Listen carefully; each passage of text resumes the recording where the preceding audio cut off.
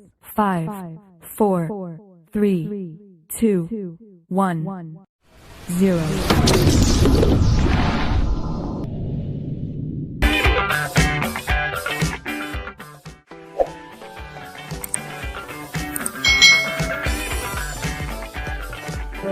Halo anak-anak Miss, hari ini kita belajar tema 4, subtema 1, pembelajaran 3 dan 4. Disimak pembelajaran kita hari ini ya.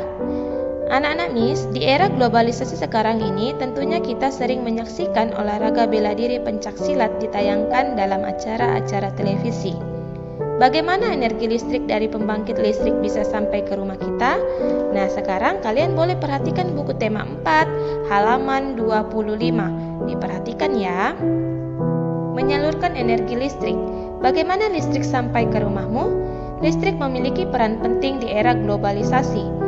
Tidak dapat dipungkiri bahwa globalisasi terjadi karena perkembangan teknologi di berbagai bidang yang didukung oleh peran listrik sebagai sumber energi di dalamnya. Listrik dapat dihasilkan dengan memanfaat sumber energi yang tersedia di alam, seperti aliran sungai (PLTA), panas bumi (PLTU), aliran angin (PLTA), dan sebagainya. Setelah energi listrik dihasilkan di pusat pembangkit, energi listrik tersebut kemudian dinaikkan tegangannya oleh transformator penaik tegangan hingga 500 kV. Baru kemudian disalurkan ke berbagai tempat menggunakan sistem transmisi yang dinamakan saluran udara. Tegangan ekstra tinggi atau SUTET yang menyalurkan energi listrik dari pusat-pusat pembangkit. Setelah melalui SUTET yang melintasi wilayah pegunungan atau hutan-hutan, energi listrik kemudian masuk ke gardu induk.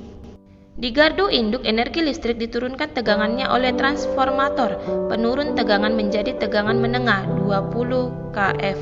Kemudian energi listrik disalurkan ke gardu-gardu distribusi dan diturunkan kembali tegangannya dalam gardu distribusi menjadi tegangan rendah 220 volt. Tegangan sebesar ini sudah sesuai dengan kebutuhan rumah tangga. Akhirnya, energi listrik disalurkan ke rumah-rumah warga. Dengan adanya listrik, kini masyarakat dapat mengakses informasi yang berasal dari berbagai belahan dunia. Tanpa listrik, tentunya hal tersebut tidak akan bisa terjadi. Lalu bagaimana dengan daerahmu? Apakah kamu telah merasakan manfaat listrik dalam kehidupan sehari-hari di rumah? Pasti kita semua sudah merasakan manfaat listrik ya anak-anak. Oke, anak-anak Miss, coba perhatikan buku kalian halaman 25. Di sana ada 4 soal yang akan kita jawab bersama-sama. Yang pertama, apa saja jenis sumber daya alam yang bisa digunakan untuk membangkit energi listrik, yaitu air, panas bumi, angin, dan sebagainya. Yang kedua, apa fungsi SUTET pada sistem transmisi energi listrik, yaitu mengalirkan energi listrik dari pusat pembangkit bertegangan tinggi menuju ke berbagai tempat. Yang ketiga, mengapa energi listrik dari pusat pembangkit listrik perlu dinaikkan lalu diturunkan tegangannya sebelum disalurkan ke rumah-rumah?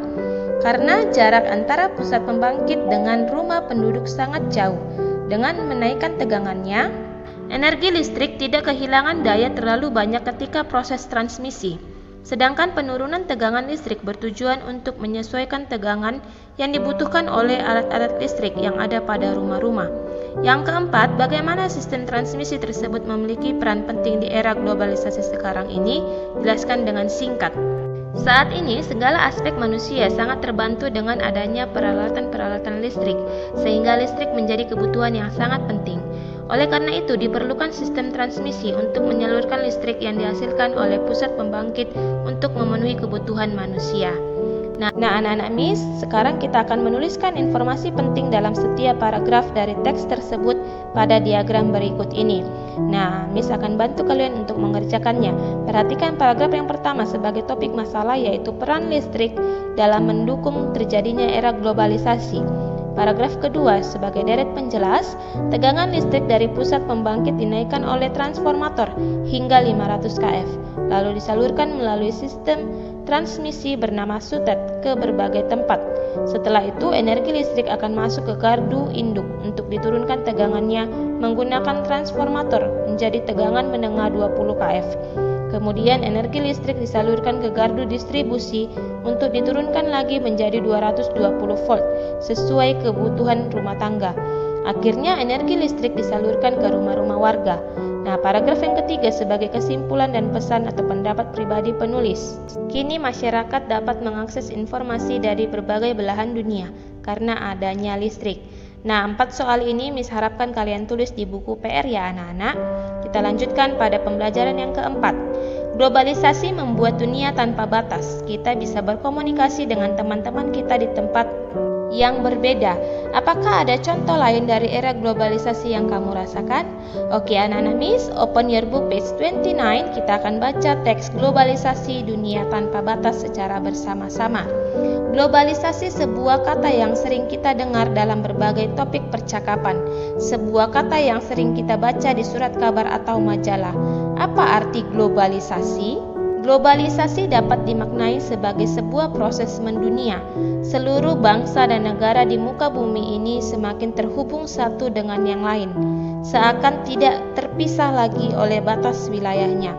Era globalisasi ini seakan dunia tanpa batas. Kita dapat dengan mudah menemukan berbagai produk dari Jepang, Korea, Cina, Amerika, Jerman, dan berbagai negara lainnya.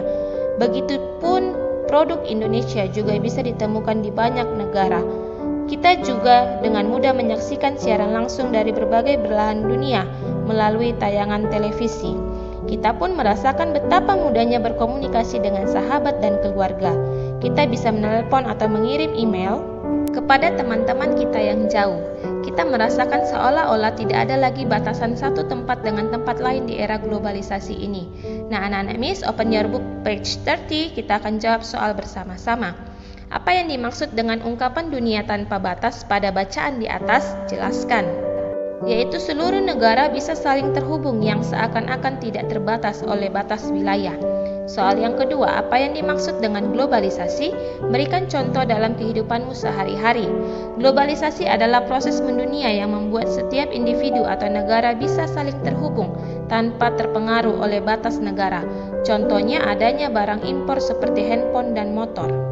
Kita bisa mengobrol dengan orang lain yang berbeda daerah, menemui makanan dari negara lain, dan mengetahui berita yang terjadi di luar negeri.